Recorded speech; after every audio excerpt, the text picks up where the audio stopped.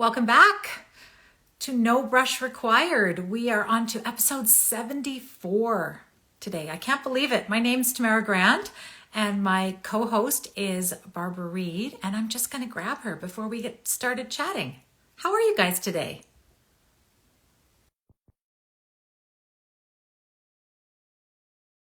I'm cold. It's cold here in BC. About 3 degrees Celsius, which means a little less than 40 Fahrenheit. Hi, Hello. how are Uh, you? I'm good. I heard you say it's a little less than 40 Fahrenheit where you are, and I have on like a sweat top It's cold today. It's cold for you here. too. Yeah, Yeah. I don't think it's that cold. Maybe 8 or 9 degrees. That's not 40 Fahrenheit, is it? I No, don't. I checked because when I looked at the thermometer outside my kitchen and it said 3 degrees, I'm like, hey, I Ooh, better make sure I note what it is in Fahrenheit because we never know. I know that's cold. 3 degrees is cold. Yeah, but it's Yeah. sunny. So, when you're out in the sun, it feels great, but in the house, it's a little chilly. It actually does feel a little chilly in our place too, even though, I mean, the thermostat says what it always says, but there's just psychologically, it just feels a little bit chillier than normal. So Yeah. I don't mind because it's sweater season. it's sweater weather. Exactly. We like sweater weather. We do. I like seasonality. That's part of Yeah. why I like living in Canada. Douglas, you're getting the same weather as we are today. We had big windstorms and rainstorms over the weekend, so all the leaves came down. Lots of big tree branches in the forest, and Hmm. lots of cleanup in the yard afterwards. So, Mhm. I have to tell you, our leaf display was not good this year. really? We had yellows and browns. That was it. A year ago, it was like stunning Gorgeous. technicolor reds and oranges and everything. But this year, it's like brown or this kind of funny yellow, and the leaves are coming down without even changing. So Hi, Marnie. We March is had cold out there too in Victoria. Yeah, we had lots of gorgeous color this year, so I can't complain. But I am glad that we get the big windstorm Mhm. before we get a first dump of snow, because what happens some years is the leaves are still on the trees and we get this massive wet snow, and we have a lot of problems with hydro Oh, outages because oh, we're just not equipped out here. no, I guess you guys aren't. Yeah. There's your Canadian weather forecast. As we always give at the beginning of No Brush Required. Well, Just a courtesy. let's do our quick bookkeeping before we invite today's guest on. Hey, Brenda. I know this is backwards. Someone will say it's Oh, backwards.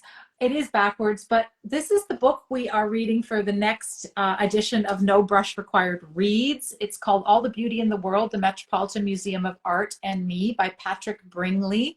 And if you look on my feed, I've pinned the announcement to the top of my feed, the top three rows. So you can find this, and we are December 12th. You have lots of time to read it. It's just a beautiful read. I really enjoyed it. So, I'm holding off until December because if I read it now, I will forget. I'm going to reread it. Are you? I always like to read things twice. Yes, because I don't know. I like to get the lay of the land, and then I like to go back, just like when I go to a Christmas market. I like to get the lay of the land before I buy anything. Market. Yeah, Oh my gosh, yeah. Christmas market. I have a friend who's got all her Christmas stuff out, Oh, except for the tree. that's December for me. I need November to chill. My husband is American, so we celebrate American Thanksgiving. Well, we do a turkey. And so in his mind, Christmas stuff doesn't come out till after Thanksgiving. So I'm okay with that. Yeah, I think I might do it later next week. We're supposed to get our first snow on the 24th. How lovely. I know. I'll Yes, after I'll your be very birthday. excited if that happens. So anyway, Oh, anywho, okay. So we have a guest today. great. It's yes, a great guest, a friend of ours, Isabelle Alessandra, and we've had her on No Brush Required way, way, way, way, way back. But there's been so many exciting things that have happened for her that we've been watching, and it's always good to have people back and catch up with them. So I'm going to invite her on, and then maybe you want to do a little intro since you guys have the connection, right? Sure. Does that sound good? I didn't write That's anything down, but I okay. think I think I know her well enough. So Isabelle is Exactly. a California-based artist, but didn't always live in California. So I want her to talk about that a little bit when she pops on. I met Isabelle first through the Creative Visionary Program. There she is. Hi. Arts Alive. Welcome back. Yeah, Thank welcome back. you. Thank you. I'm listening to your weather thinking, Yeah. they're going to laugh at me because I have a scarf on because it's 20 outside Celsius. I was going to say, if that's 20 Celsius and Yeah, you put a scarf 68. Yeah. We are thin-skinned here in California. You know, there's a little bite in the air. I don't like to be cold anymore. on? No. It's like No. a long way from growing up in the Rockies in Canada, right? That's what I wanted I'm a to big talk baby. about at some point. So, yeah. I'm a big baby. Well, you Yeah. get used to it. You Yeah, get used to your local weather and Yeah. your local You seasons, do. right? So you do. And we're going through transition. Don't you find, and I call it like my blood's not thick enough Yeah. yet. Like where it's not really that cold. Like if it was this temperature in say February, we'd all be in shorts and t-shirts, right? Right. But it just feels colder. Like you just Yeah. don't feel like you've got the resilience to tough it out. Oh, we put our fireplace on last night. That's Yeah. nice though. Yeah. Yeah, it is. It is nice. Yeah. Yeah. And I am very sensitive. Right now, though, first snow, I just went, oh, first snow. I love first snow. Yeah.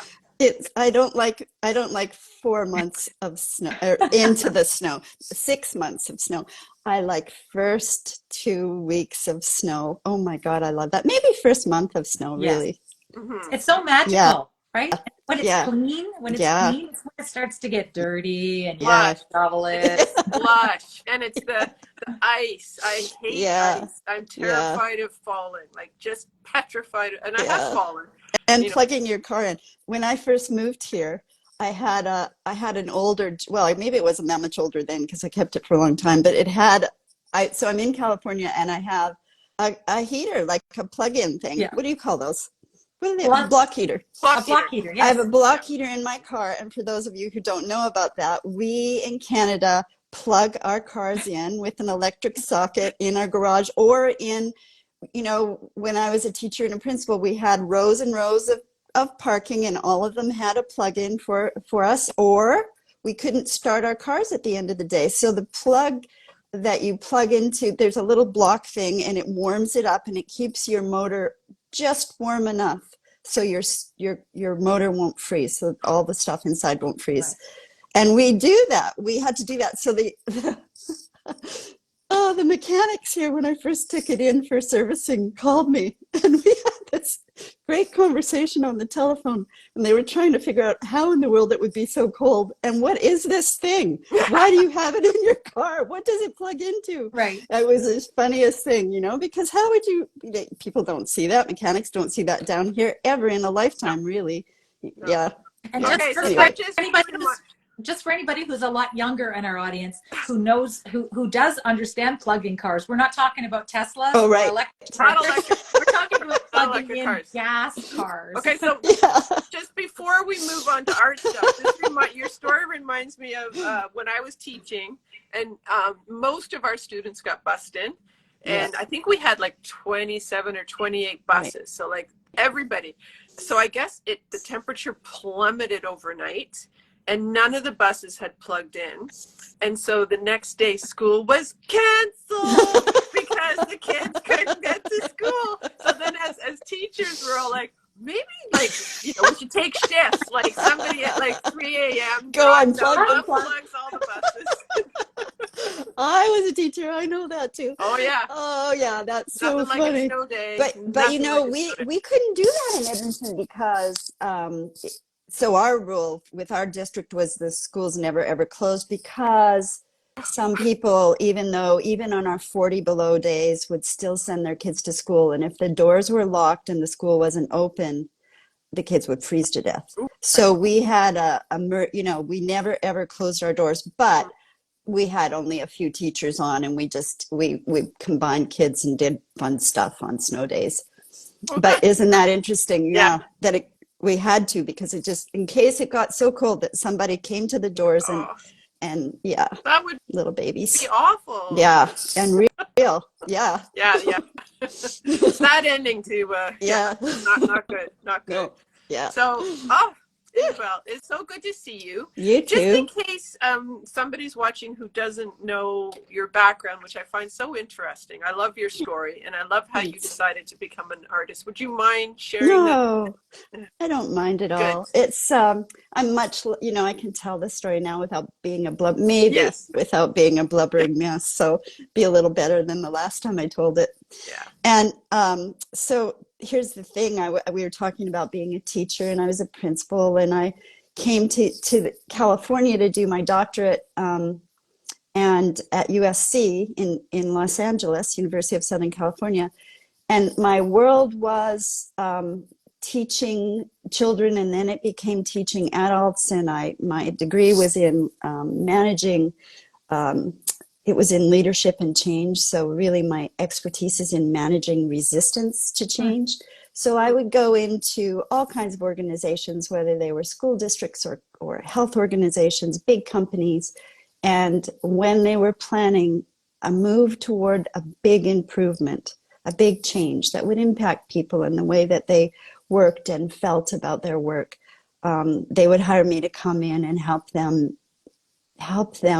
understand and manage people's involvement in the process, which is what it always came down to, is to make sure it wasn't done to people but with them. So my world was completely immersed in workshops and teaching children, then adults, and it ate all my time writing grants. I ended up writing grants to grow programs, big grants. I ended up working with homeless veterans and veterans who are coming back from the war, all kinds of stuff, and certainly none of it was art related, but it always kind of was, because all the organizations before I started my own company were all arts based. Even in my school, I had a full scholarship to USC because we did really extraordinary stuff. We brought artists into the school to work with teachers to deconstruct the curriculum and bring it to life in their content areas. And so the kids were creating things that had to do with content.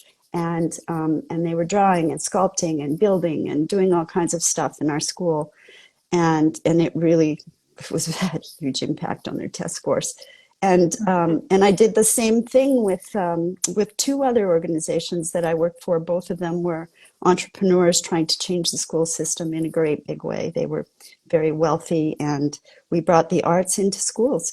But we did it in a really deliberate way, that it wasn't just kids took art. We taught, we worked with artists, and we got them to learn how to do and communicate what it was they do with teachers, so that teachers could do it as a regular part of their practice, all the way from kindergarten to 12th grade. So that was my life. And then I went out on my own, and I did the same kinds of stuff in all my workshops. When I look back at all of my stuff, even with corporate leaders, we were building things all the time. We were constructing things. We were drawing things. We were putting puzzles together. All of it was truly visual.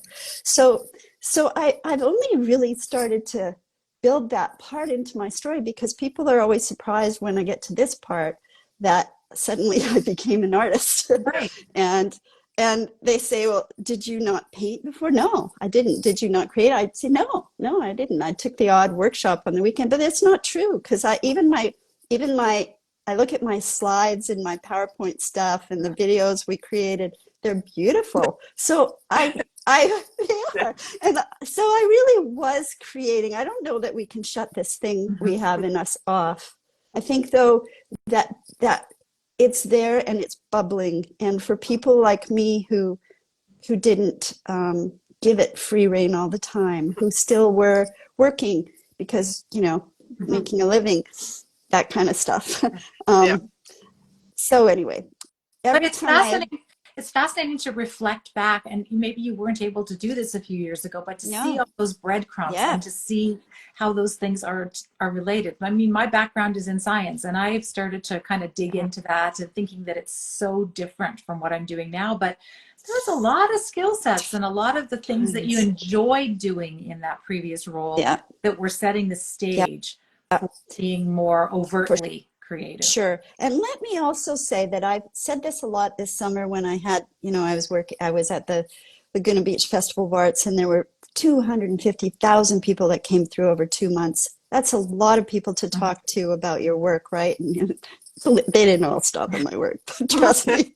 But the ones that did, because they don't all stop. I want to talk about that later too, because we had a lot of artists in the last 3 weeks. I think maybe there's fairs and things going on that have contacted me privately and said, I'm so discouraged. I didn't sell anything. I want to talk about that today, because there's just so many great ways to address that. But my story is that my mom was an artist until she met my dad, and she met my dad in the early 1950s, and she was actually in a solo show, and her to be a woman doing a solo show back then was astounding, and she was very good, and she did lots of portraitures of natives. She did a lot of landscapes, all really realistic stuff. We're from Canada. We see that in our art a lot, right? So it's that, because there's so much inspiration. And when she married my dad in those days, in her mind, and probably the way it was, is that you became someone's wife, and then you were the mother of children. And art is, being an artist, it's big. It consumes everything. You're thinking about it and all of that. She put it away. And when she was 96 in hospice, and every time, by the way, when I'd get a degree or I'd land a client or I'd have a great job or blah, blah, blah, blah, blah, she would say, you should be painting. Good for your mom. Yeah. Well, it frustrated me so much. And then, because I thought, but look what I'm doing. Look what I'm doing. Okay, so people who are older than us are smarter than us generally. So when she was 96, which is a long life, she was in hospice for a good long time, long enough for me to spend real time with her while she was still present. It wasn't sudden. It was sudden, but it took a long time. And her very last thing, she timed it. And she was very quiet, and Drew was with me, and she called him and said, you come and both of you come and sit here. And she looked at him and she said, now you listen to what I have to say to her. And it's not like we had any choice usually. but so we were there listening, and she said, in a very shortened form, she said, I've had real time to think in these last weeks, and I have a regret, and I don't want you to have the same one. And I think you will, because I've been watching you, and I saw you as a little girl. I saw you in your first year of university. I see you in museums. I see you when we go to art galleries, and you just come alive. And she said, if you don't stop all this stuff you're doing now and see if you can make this art thing in your life work, then you will be laying here on your last days thinking about what I'm thinking about. And I don't want that for you. And it hit me like a rocket ship. I mean, it was the last thing she said to me. She literally closed her eyes after that. I think you're so lucky. You're so fortunate that you had that exchange with your mom. There's no way I'd be here doing this without that. That story, like, honest to God. Yeah. I it can think be anybody's story. To hear that. Yeah, it doesn't have to be mine. But here's the other thing. She told me that I was turning 60 that year. It was in December, so my next birthday was my 60th birthday. And she also mentioned that. She said, you're turning 60. She said, your time is now. 60 is not too late to do this. 70 is not too late to do this. Your day is always now. Everything is now. Everything is now. And I think bringing that wisdom to your career later as an artist is a huge boost compared to what and where I would be if I just started painting in my 20s. I bring so much knowledge about marketing and will and hard work and communication and writing and, sales. And I bring that with me. It's not just learning to paint, it's layering on all the life experiences you have as an artist. So, this message is really important for anybody who says, oh, I did this so late in my life, I don't have a chance. That's just absolute crap. Mm-hmm. And you know yourself so much better too. I mean, I didn't know myself at all in my 20s and 30s. No. Probably not even my 40s. Mm-hmm. Yeah. We're always hearing about bringing your authentic self to your work. If you don't know who that is, how do you bring it into your art? Yeah, and the cool thing is we get to still discover that, because I love that idea of authentic self, right? And it is true that when I'm painting, everybody who's a painter who's listening to this will know, in those moments right there, without thinking about it, I am fully engulfed in my authentic self. And then, you step back and all the other crap comes in. And but in those moments, I mean, that's what it's all about. Oh my God, I love walking into my studio and having work that's not finished, or that's challenging me, or that's a puzzle. I love that part. And the fun thing is when it all of a sudden comes together and you get that zinging, great feeling, and you say, oh, it's finished. Yes. Like, I know it's finished. Yeah. But before that, people say, oh, I'm so frustrated. It's like, just use a different word, instead of frustrated. I'm so challenged by this piece. This piece is a real little stinker. It's really, let me see what I can learn from it. But not to give up, because it's tough. I mean, it is tough. And that's really the fun of it. If it all came easily, I don't think the reward of I'm finished would be nearly as exciting. So, it's I find it interesting, because I could listen to you for days, honestly, Isabelle, and just nodding my head constantly. But talking about the process, right? And you're right. I think I've tried to change that too. I don't say, oh, this is just being such a son of a bitch, right? No, it's more, this isn't working yet the way I'm approaching it. Try this. And you're much more involved in the process. That little glimmer of like, it's done, that's about a 20-second like euphoria. And I honestly, like, if I could paint what that feels like, it's like these little tiny little sparkles that just happen, and then they drift off, and then you're on to the next. It's like, well, that took a while, but let's try a new one and go see what that journey's going to be like. So, because we're thirsty for it, right? It really is the struggle. It isn't the I'm done, it's perfect. It's the act of creating. I think if we can all remember that's where the joy really is. It's really in the ability to set aside time wherever you are, however much you have, to just be present and play and think and try and problem solve and turn things upside down and walk away and come back and wonder. Hide it. Oh God, if you can, good for you. I obsess.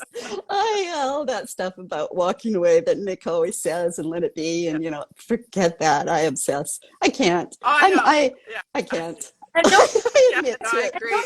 Don't you find too that, I mean, this is how I feel, and I can sense it in you too, that there's so much more that you want to do and discover, and the fact that we aren't starting to do this until, I call this the second act, right? Like, we've had careers before, and coming into something when you're a little bit older, there's that sense of, I got to do this now, because, Yeah, no, I have that. Yeah. I really have that. Sometimes I have to calm it down because it becomes like it's exhausting. So I have to just be kind. I haven't. This is the first time since I started painting 3.5 years ago now. 4 years ago now. 4 years ago, December 1st. This is the first time that I haven't painted for about a month. And I'd like to say that I'm doing that deliberately to see what I can create, but it's life. And it's just, I've been also thinking a lot about, and Nick had a really good video blog thing on Sunday about giving yourself the time to be present with what you need to. I loved that. It was, the timing was great. So for those of you who didn't see it on Art to Life, Nicholas Wilton, our teacher extraordinaire, had this vlog, a video post, and he was walking down the street in Los Angeles, and he was saying that he hadn't had time to create, and he was curious about what that would bring back into his studio, which I think is true. I can hardly stand it. I really want now to get back at it, but life is, we're building 3 houses right now to sell. It's at the stage now where I need to step in because it's tile and all of those things. Those final decisions are all going into 3 houses, and they're big, so it's like, 15 bathrooms, not one. It's it's that. Yes, yeah. So it's that kind of stuff, and all of it, and I it's it's my responsibility as well. So I've had to step away, and I want to get back, but my momentum, I'm a little off because I haven't got the same momentum that I had. I know, though, from experience, that the minute I step in and start taping edges of a new panel and gesso it and gloss it, gesso it, blah blah, all of that stuff, as soon as I do that, I'm back. So the muscle memory's there. And I don't know, I was off a lot this summer for various reasons, and you're always thinking about it, right? It's always it's like it's nudging you, and you're like, no, I can't go back yet, can't go back yet. You keep eyeing stuff, but then when you do go back, things are different. It actually, I think it moves your work forward. It doesn't move your work back. I think things are percolating inside you, and they're just waiting to get out, and you actually need that time away from it. Yeah, it will be my first time like that, and I'm really I'm so interested. I'm going to watch really carefully, because it'll give me another layer of experience, because I sense that that's what's going to happen, and if that's in fact true, then I will build that without guilt into my life. Oh, absolutely. I think the language that Nick used and that you just referred to is a really important thing. It's about mindset. And instead of beating ourselves up for what we're not accomplishing and feeling stressed and feeling guilty and feeling worried that we're not going to be able to get back there, the word curious is really a great way to sort of shift how you're feeling about it. Right? Oh, I'm really curious. I'm really interested. You can use positive language that's going to help facilitate stepping back in. And it's true. And and then I had that amazing trip. 5 of us from CVP went to France together for 2 weeks, and we painted. I painted a lot. Some of us painted a lot. Nancy painted a lot. Joyce created stuff, and she was present in thought and inspiration. I think Debbie Shear had some breakthroughs about where she wanted to take her work, and it was contemplative. Tamiko did plein air for the first time ever, and she nailed it. It was so beautiful. We were watching her. What are you doing? You've never done this before? And then Rocky the donkey was eating her work, and she just let that be part of the process, because he kept poking his head under her arm, and we were laughing. It was very rural. And so there was that, and I look forward to, I have two big commissions, big pieces awaiting me. And there's some hesitancy about starting in that too, because, when you're painting for a different kind of purpose, I think there's a different mindset too that you bring to that. I'm working on it. And I know what I'm going to do.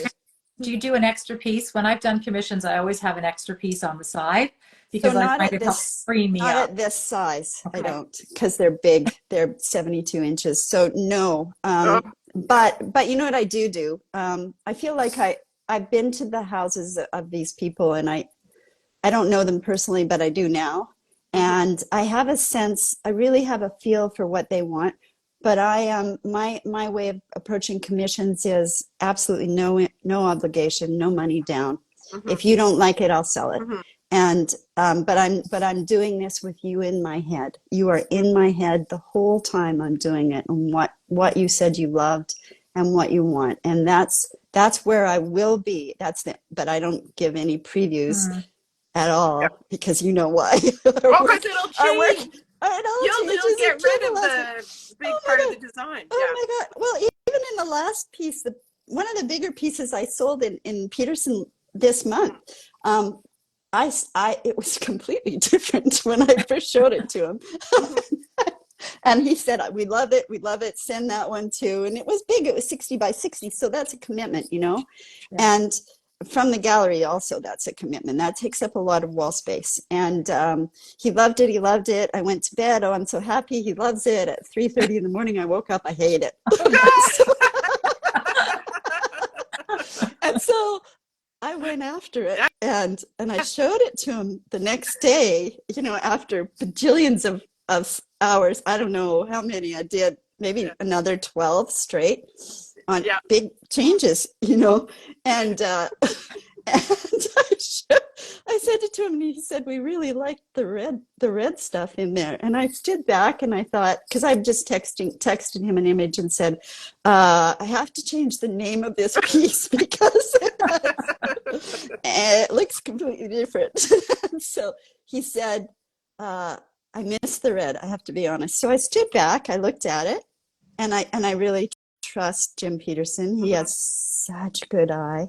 I'm not offended, you know, a little freaked out. Stood back and I thought, oh my God, he's right. Like this is feeling safe again. So I looked at it and I said, you know, it needs red. It needs more red. So I added it. It took me about 6 minutes to do big changes. Yeah. Took the picture again, sent it to him, and he said, I love it even more. But you know, you think you're done. And then I freaked out about that piece, by the way, because I was leaving for France in like 4 days. And that was my last commitment pig piece to him. And they were all going to a ship. I was leaving for France in a week, but the shipping guys had to come and pick it up in 4 days. And okay, so I had to say, this is it, leave it alone, stop it. And I really didn't want to stop it. I still had some ideas, but I couldn't. So, and I didn't want, I seemed like a crazy person to him, I'm sure. So I sent it off, and I was so freaked out about that piece. I have to tell you, I was so freaked out. I went and I went to Bend a couple of weeks ago for the opening, and I was in the hotel. I checked into the hotel, and it was only a block away from the gallery. So I walked by the gallery, and I thought, I know he's still setting the show up, so I'm not going to go in. I'm going to be really respectful. And I looked as I was walking by. I had a look. Oh, there's my work. So I walked in. Was that the piece that sold? Yeah, that was it sold before the show. I couldn't even. I was afraid to even like look at anything because I wanted to be respectful. I just said, "Oh my God, Jim, it looks so good." I'm looking at everyone else's work, you know, because he's got it going up, and he's still got multiple pieces stacked, and I'm trying to just be present to him because I know that it's not really fair to have the artist walk in before the gallery has it ready for them to see. So we're talking, and he said, did you see the red dot? And I'm looking at everyone else's work thinking, I'm looking, and he said, no, yours, mine. I said, where? And I looked at that, and it was the piece I was freaked out about. And someone had come in that day, and it took them about, he said 30 seconds. They walked in and they just said, we love this. This is what we've been. Oh. The universe was telling you, you can no longer have this piece around because you're going to do something else to it. It's time. And there's the putting away part. Yeah. There's the putting away part that you were mentioning before. Yeah. But the other message, though, is that there are so many different stages that a painting can be in, and there can be a different person that loves each of those stages. Yeah, for sure. Because look at how many times we'll post changes and somebody will say, I like that better before. Well, you know, maybe. Oh, well. Maybe, but that's right. And, Too bad it's still there. It doesn't matter. Because those little things, you know, that we do, they're under there still. They make the painting more interesting. I mean, I love it. The more complicated, the more painting kicks my butt. It's like the little kids, right, that were real little stinkers. They end up being your very favorite when you're a teacher. Like you remember every one of them. Oh, yeah. They achieved their mission in a big way. I remember their names, what they look like. They're my favorites. So Yeah. So Exactly that's the right. same with their paintings. Yeah. Exactly right. Yeah. Well, I wonder if we can shift, because one of the things you mentioned you wanted to talk about was something we wanted to talk about Yes. too. So the art fair that you've been, Uh, what is it, the Laguna Beach Festival of the Arts, and you had yeah. mentioned that some other artists were asking you about, Yeah. you know, how to have a successful show, Right. or Right. challenges they had. Do you want to Right. tell us a bit about, Yeah. first of Yeah. all, Laguna Beach Art Fair, Yeah. because not everybody will know about Yeah. how big a deal it is. It's a big deal. So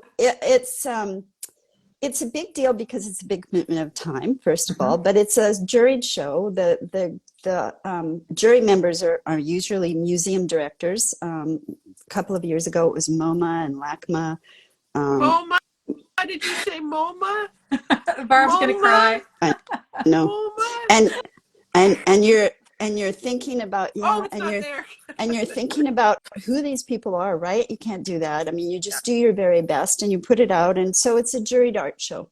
And even though you're juried into the show, during the course of the summer, each year there's a new panel of judges. And during the course of the summer, the judges come through, and you know when they're coming. You're off the grounds are closed completely. Mm. And they come through 3 more times in the summer. Once in the very beginning of the show for the opening, just before you show it to the public, usually sometime in the middle, and at the very end. And they're looking for presentation, mastery of the medium.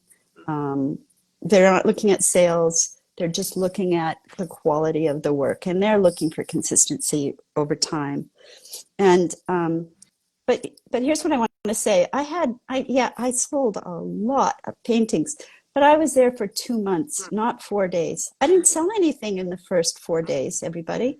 I didn't sell anything. And so my people didn't come through in the first 4 days.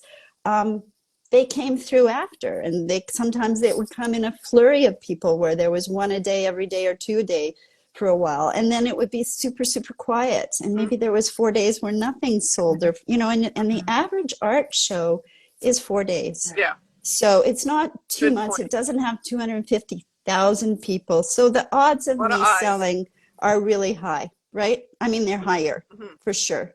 A lot of eyes, and this business of selling art is about eyes on your work. It's just that. So in multiple markets.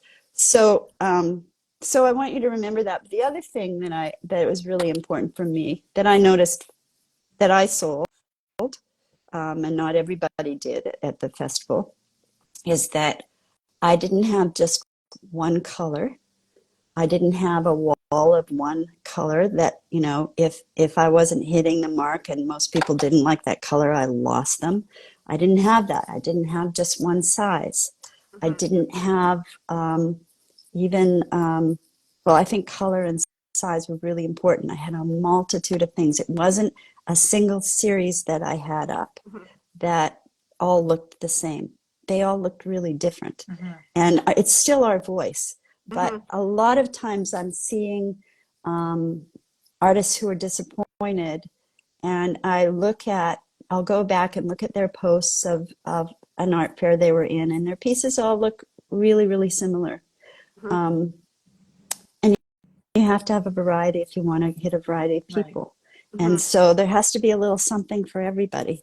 And I think that when you're going into art fairs, it's important for you to look at a mixture of sizes. People like cash and carry, and people at Laguna Beach Festival of Arts are not they will spend tens of thousands of dollars on artwork. There's no question about that. And I'm only going in with big pieces, but I'll have a wall of smalls now. But I will have big pieces ready, because I've learned the market is there for here, but not everywhere. This is Laguna Beach. There's real money in Newport Beach and Laguna Beach, serious big money. So that's a different kind of work that you might put up too. You think about who your artists are, or who your audience is. Who's going to be at that fair? What's the price point for you? Is that the right fair for your work? Is it a crafts fair or a fine art fair? Are people selling, if they're selling postcards and craft cards and stuff, that's a different market. That's not my market. And one of the things I've heard people say is it's good to do, most of the time you do a show, the first year you do it, people will find that their sales aren't very good. They could be, but part of it is because they don't know the market before they get into the fair, and they don't have that experience. And so, and people come back to the same fairs over and over again, so they start to expect to see certain artists there, They right? do. Yeah. I I honestly mean, don't think we have anything comparable, because I mean, I no, can't I think don't off the think so top of my either. head. I mean, we have the artist project and things like that, but It's a they weekend. certainly don't run for 2 months. And I mean, you were on site most of the time, weren't you? Every day Yeah. but one. Yeah. And then the other, and that's important, but the other thing is these are real walls. These aren't Yeah. tents.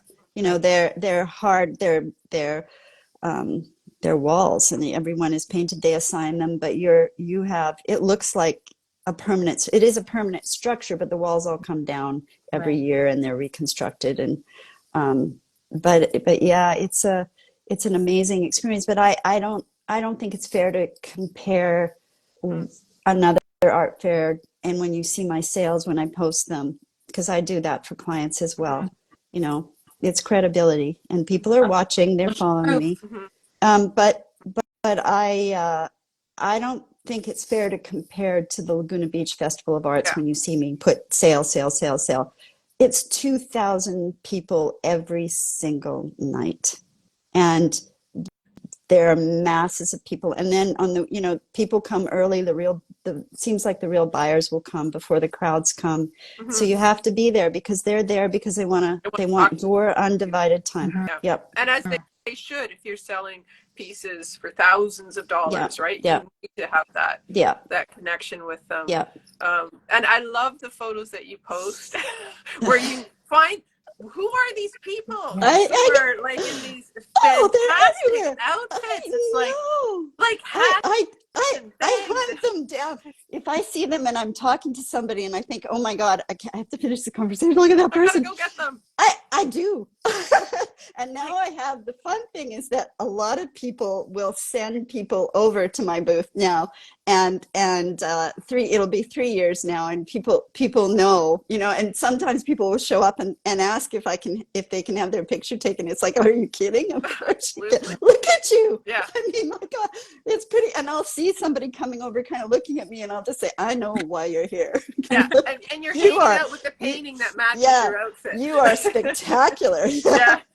But oh my gosh, yeah. I mean, it's so much fun, and because every day for several hours a day, they add everything to my experience. They are everything about that whole experience, and that's how it is at art fairs. Another really good post this week by Andrea Lopez.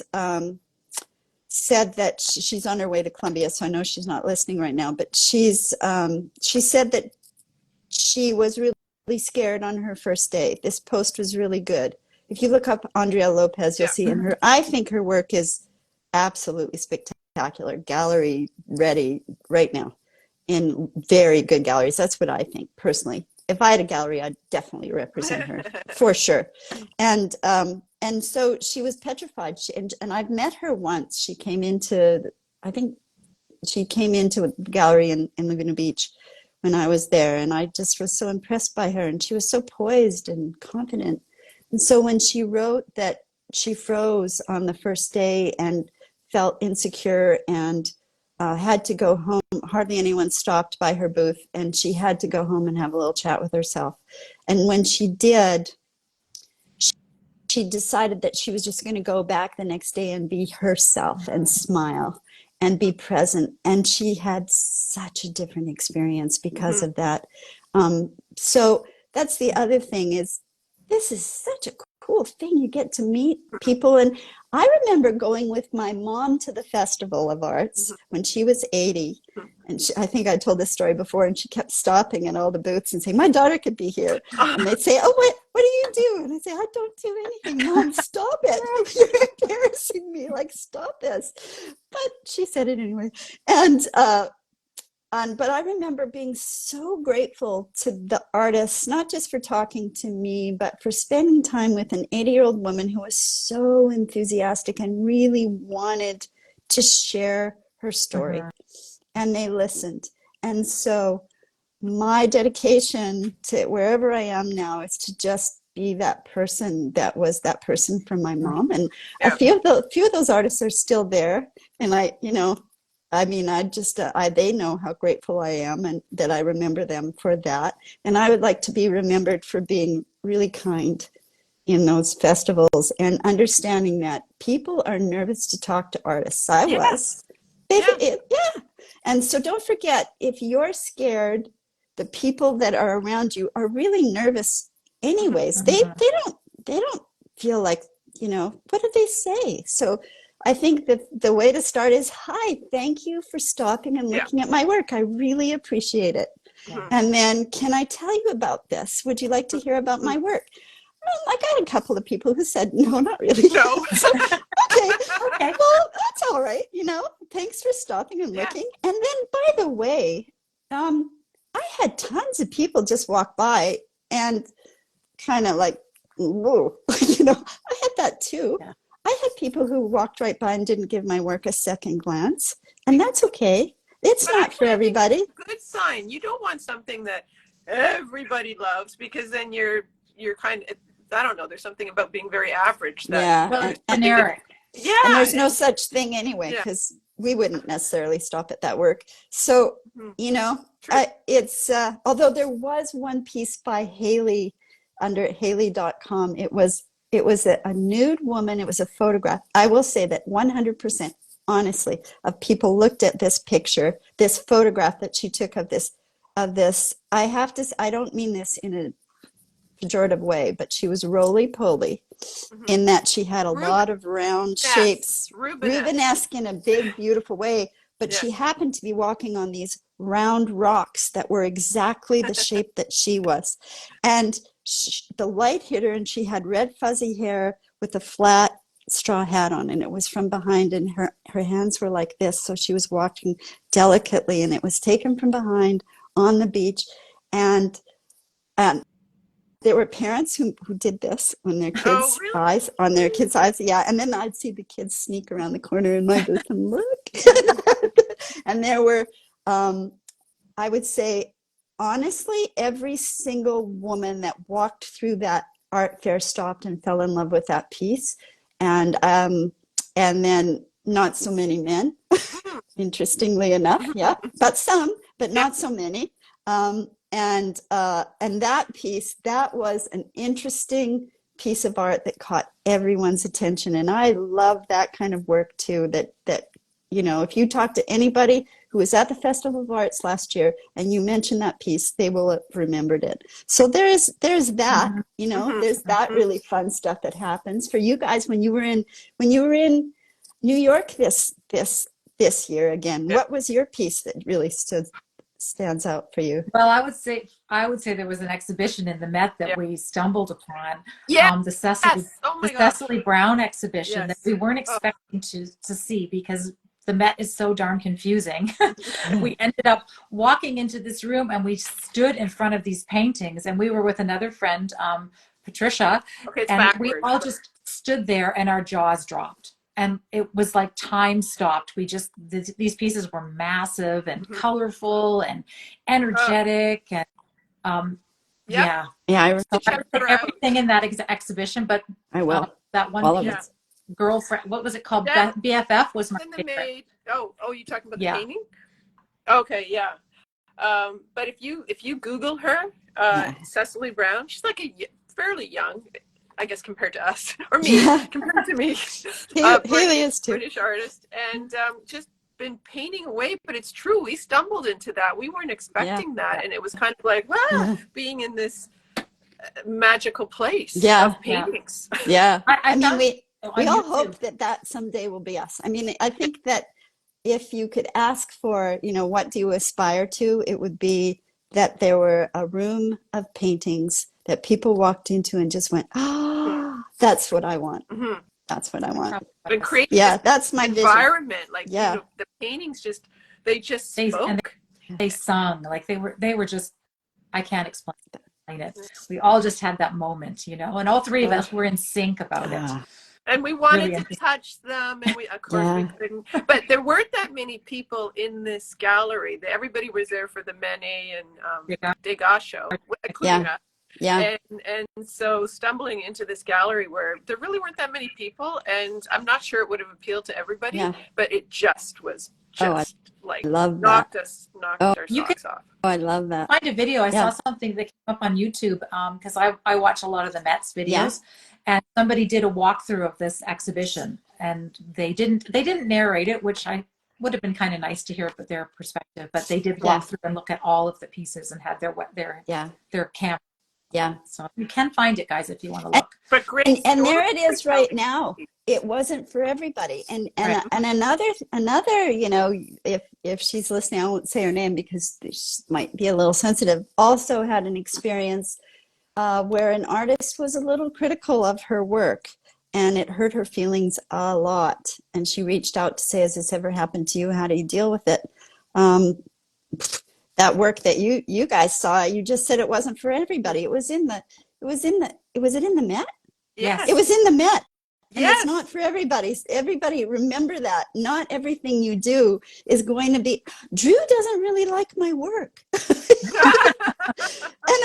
that's so good for me because I as soon as and by the way, the pieces he really doesn't like, when he says, "Oh, you're not," what would Nick say? He says, I don't think so. And you know what I say to him? Ka-ching, because Yeah. those are always that the that ones. one sold. They always are the ones that sell. Yeah. Always. It's really interesting. And you just have to trust what your intuition says you love. That is it. You cannot paint for anybody else. I can't paint with Nick's style in mind. I mean, I like listening to what he says, Mm-hmm. but I don't watch what he's doing. I listen to what he's saying when he's doing it. If I listen to Nick paint and I'm painting, it's so helpful. If Yes. I listen to Susan Mallory painting when I'm painting and not look, once in a while, I have a look and see what they're doing. But for the most part, I just have their voices on and I'm listening to them talk about value or contrast or whatever. And I'm looking at my work. And the differences thing is really interesting too, because I think we all explode with differences when we first take CVP. It's like everything's got to be different. Circle, And all my work and everything's different. And now I'm like interested in two things that are different, or I really want to, I don't know why, but I'm trying to simplify more and more and more. But that might not work for me, but I'm trying. And I do love the pieces that I do that are the simplest. Those are the ones most satisfying for me, that have maybe one or two different, like really different things. Maybe it's size or something. Yeah. But it is interesting how we evolved to that too, where we're thinking, gosh, does everything have to be different? No, maybe a few really noticeable things, but there's so much. I mean, I just, there's so much. I don't know where I'll be in 5 years. Yeah. I'll be almost 70. I'll be 70 I'll be 65 in July. So, yeah. I know Roman that said to me, this was a piece I'd been working on, and this is a couple of years ago, and I said, I think, and he knew all about the differences, because when I'd be listening to Nick, he could hear Nick. He had no choice, right? Yeah, so right. He's through osmosis absorbing all this stuff, and I'm like, maybe I should do this, maybe. And then he said to me, just because you can doesn't mean you should. And I'm like, he's right. Excellent. I love because that.